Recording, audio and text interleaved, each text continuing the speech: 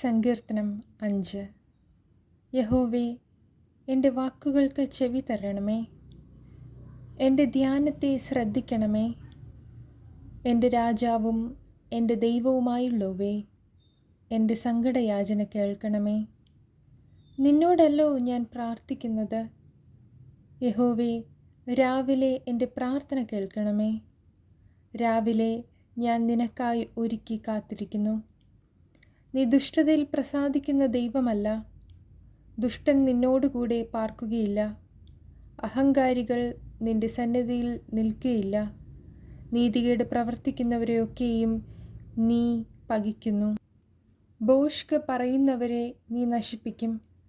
രക്തപാതകവും ചതിവുമുള്ളവൻ യഹോവയ്ക്ക് അറപ്പാകുന്നു.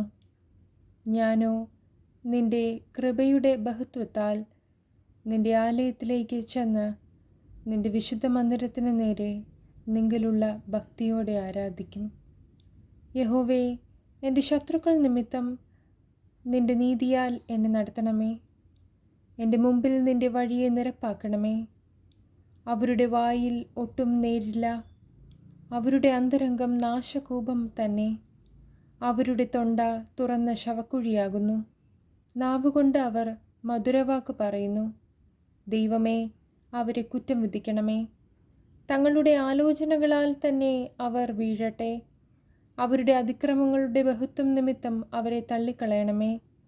നിന്നോടല്ലോ അവർ മത്സരിച്ചിരിക്കുന്നത്. എന്നാൽ നിന്നെ ശരണം പ്രാപിക്കുന്നവരെല്ലാവരും സന്തോഷിക്കും.